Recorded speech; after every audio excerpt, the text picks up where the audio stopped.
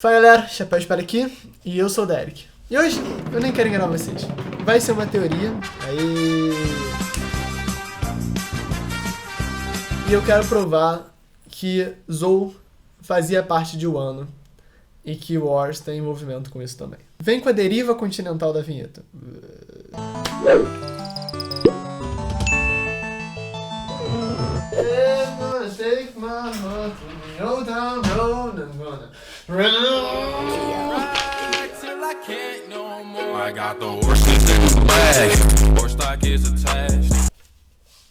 Essa teoria vai ser meio que uma junção de duas teorias, uma do Marco, inclusive, e a outra eu peguei no Eurojackson, vou deixar todos os links na descrição, inclusive das fontes que o cara usou para a teoria dele. Mas eu acho que é muito importante começar com a do Marco. Ele levanta o ponto de que uma certa área de Wano lembra muito Zou. E aí ele usa esse quadrinho aqui e ele começa a apontar para como tem coincidências estranhas relacionadas a isso. Primeiro, como uma reflexão. Bom, ok, Zunisha tá vagando há 1000 anos e tudo mais, mas Zou não existia antes do Zunisha. Zou não surgiu depois do Zunisha. Certamente Zou já existia antes do Zunisha estar lá. Então, considerando a dificuldade que seria construir toda uma cidade nos quais um elefante aleatoriamente vagando pelo mar e a impraticalidade disso, o Marco propõe a hipótese de que e se Zou foi posta no Zunisha? E ainda mais, e se Zou foi originalmente parte de Wano e de alguma maneira foi deslocada para as costas do grande elefante Zunisha? E aí a gente começa a analisar. Wano tem várias partes, vários distritos. E nesses próprios distritos tem coisas como cidades e locações e vilas e coisa e tal. Por exemplo, em Kuri tem a cidade de Bakura, e tem Okobore, e tem Amigasa, a vila no caso. Enfim, cada área lá tem suas coisas. E isso é bem parecido com Zou, porque a gente tem lá meio que um país, né? Que é o Ducado de Mokomo, e a gente vai voltar para isso, que isso é um ponto importante na teoria. E aí lá no Ducado de Mokomo tem a Floresta da Baleia, tem a cidade de Kurao, entre outras áreas lá dentro. Outro ponto principal dessa teoria é por que tem o nome de Ducado de Mokomo? O Oda não explicou direito quem é Mokomo e nem por que é um ducado. Um país independente, ainda mais com fronteiras sólidas como o Zou, que vive nas costas de um elefante gigante, não faria sentido ser chamado de um ducado. Para quem não sabe, um ducado seria um protetorado, né, designado a um duque por um rei, ou até, quem sabe, como o Marco muito bem aponta, um daimyo, né, um líder, alguém que seria tal qual o Shogun, por exemplo, em Wano. E aí ele aponta uma hipótese muito legal, com uma curiosidade interessante. Ele me explicou que os nomes que o Oda escreve em One Piece, geralmente, são escritos em katakana. Mas o nome do Zunisha está escrito em kanji, com os dois ideogramas, sendo um que significa elefante e o outro significa meio que lorde, ou comandante, e aí juntando fica meio que tipo lorde elefante, ou comandante elefante, enfim, vocês pegaram a ideia, né? Zunisha significa algo como tipo alguém na posição de comando, de poder, que também é um elefante. E aí você pensa, como é que Zunisha em si seria um comandante ou algo assim? Seria apenas o tamanho dele ou será que tem uma coisa mais complexa? E aí eu comecei a debater com ele e a gente começou a elucidar a hipótese de que e se o Zunisha, na verdade, fosse sim parte do país de Wano e fosse responsável por uma área, alguma tragédia terrível tivesse ocorrido e aí seria esse o crime da qual ele tem responsabilidade, né? Porque a gente sabe que Zunisha vaga há 1000 anos porque ele foi punido por um crime. E aí, por ter sido punido esse crime, alguma maldição louca lá transformou ele nesse ser vagante que tem que levar Zou, que seria o protetorado dele, né? O Ducado de Mokomo, a área que ele teria comando na época que aconteceu a tragédia, ou que ele foi punido ou responsabilizado por algo que ele fez, como justamente punição por isso. Então, recapitulando, não faz sentido Zou ser um ducado e ter, tipo, coisas tão parecidas, tão coincidentes com também o terreno e o bioma de Wano. Logo, justamente, talvez o elefante lorde, Zunisha, seja punido tendo que carregar uma parte de Wano, o Ducado de Mokomo, nas suas costas. Seria incrível isso. E aí dá pra suportar ainda mais com coisas como o fato dele ter meio que aceitado a punição, uma demonstração de honra.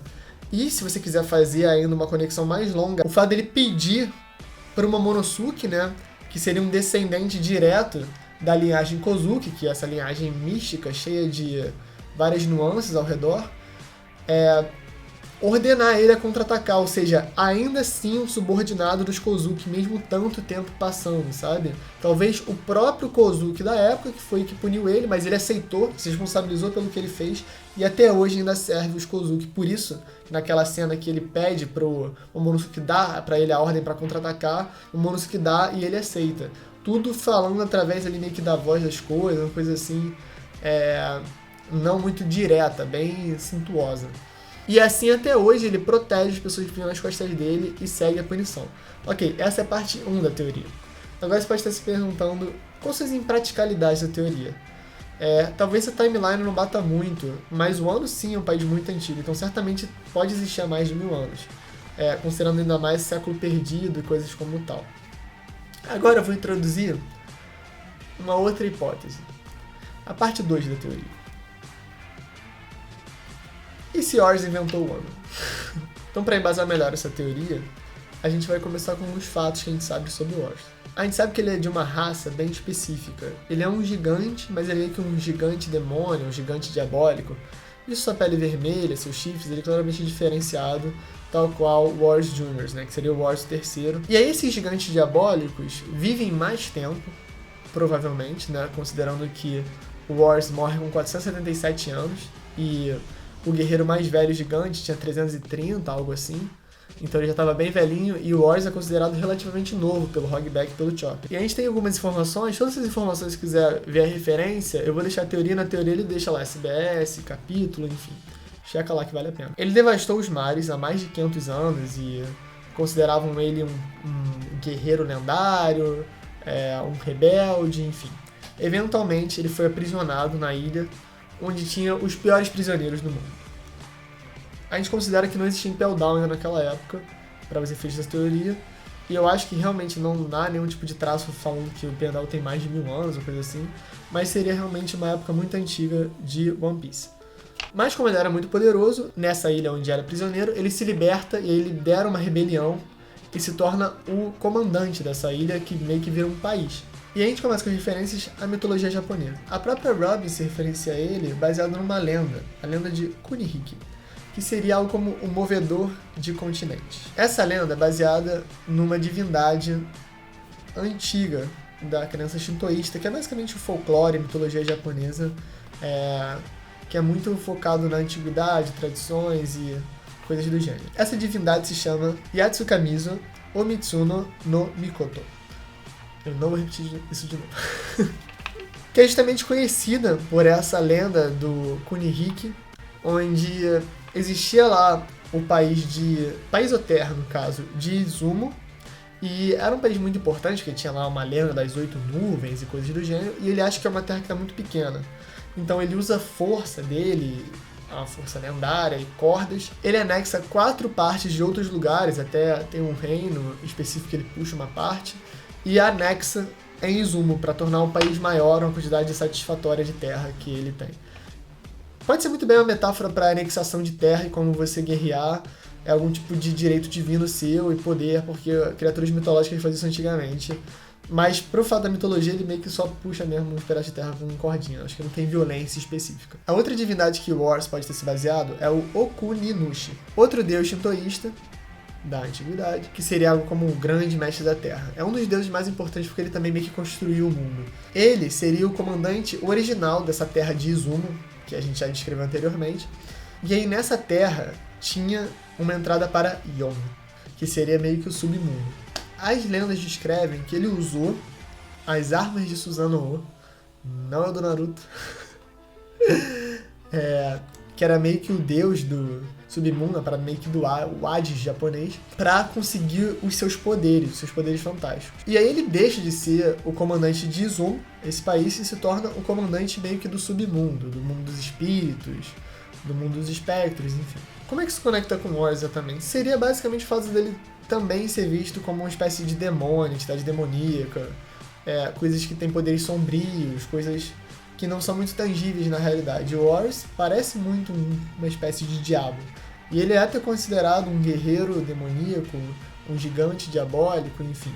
Isso seria uma conexão específica porque a gente sabe que essa entidade usava poderes do submundo, poderes mágicos meio ocultos, para adquirir a sua força. E talvez você já tenha entendido onde eu quero chegar. Esse país original, onde Wars havia sido aprisionado há tanto tempo atrás, seria o ano antes de ser o ano, talvez. E aí, já que ele se estabeleceu lá e se tornou líder, ele puxou outros pedaços de outros lugares, anexou, tal qual Izumo fez, tal qual o Yatsukamizu fez em Izumo.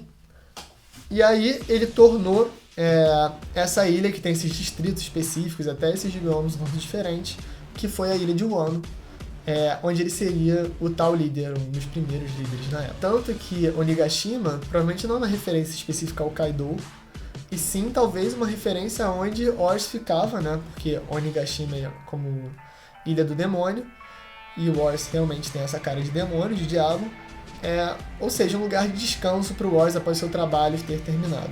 Então, já que a gente está tão longe sendo teoria, por que não pensar que Wars foi o cara designado, ou talvez ele mesmo passou a sentença para o Zunisha, né, após esse crime que ele cometeu, e aí desanexou Zou de Wano, e aí botou Zou nas costas do Zunisha de alguma maneira, até porque como o Wars tinha uma potência tremenda, era mega poderoso, ele poderia simplesmente ter movido uma parte do continente, né, tal qual a cunha dele, o movedor de continente, movido uma parte do continente e botado nas costas do Zunisha.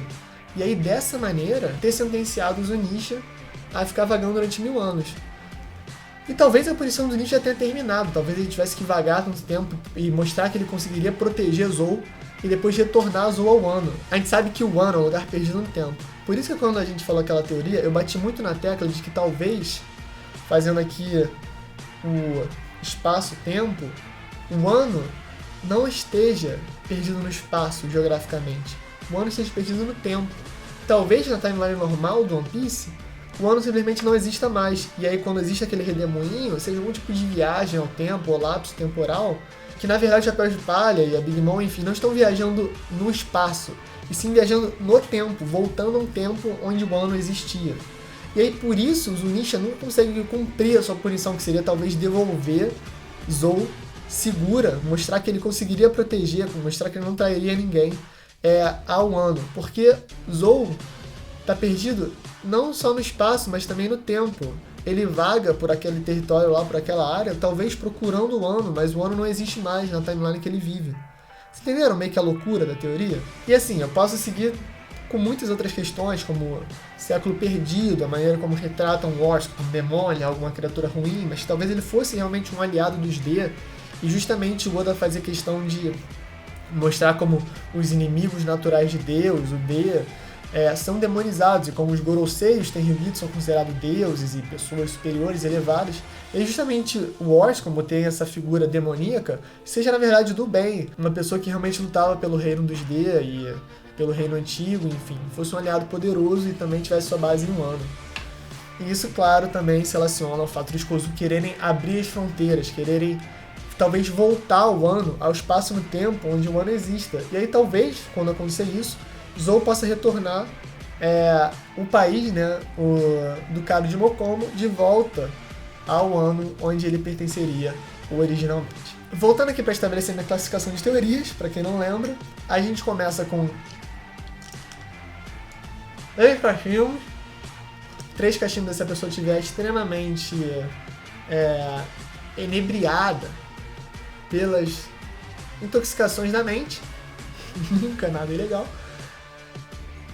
Ou seja, a teoria é muito maluca. 2 cachimbos são quando é uma teoria plausível, possível. Uma pessoa que está um pouco lá meio wow, mas é possível. E aí, claro, um cachimbo do cavaleiro, do gentleman, um cachimbo só. Ele consegue pensar claramente, tá relaxado, calmo, tranquilo, tem uma teoria que é praticamente certa, 100% confirmada, só que 95% confirmada. Essa teoria, quanto é que você dá antes de eu falar? Vou dar um tempo pra você pensar. Nenhum tempo. Eu vou dar, 2 cachimbos. Eu tô entre 2 e 3, mas eu vou dar 2 cachimbos porque eu viajei muito. E juntei 2 teorias, e as pessoas não necessariamente fizeram essa conexão. Veio de conversas e coisas que eu li e tal. Mas enfim, espero que você tenha gostado. Foi uma teoria longa, uma teoria complexa. Vou deixar os links na descrição para você dar uma olhada e ver por si só. Vai ter até um link de uma pesquisa de um professor de faculdade no Japão, onde ele fala sobre esses folclores e mitologias, está escrito em inglês, então se você puder ler, vale a pena, uma leitura muito interessante. Eu me baseei um pouco lá para saber um pouco mais do background dessas divindades shintoístas. E espero que vocês tenham gostado. Eu vi que vocês pediram, eu botei um áudio melhor. Então deixa o like aí, o Lipe tá fazendo vídeos incríveis toda semana, aliás, a cada 2, 3 dias, tá um ritmo insano, e vocês estão colaborando muito também, vocês estão deixando o like e tal. Então continua nessa, se inscreve no canal, vou deixar uns cards durante o vídeo para teorias relevantes sobre esse assunto, vale a pena dar uma olhada. Então, muito obrigado por estarem aí, é isso galera, valeu!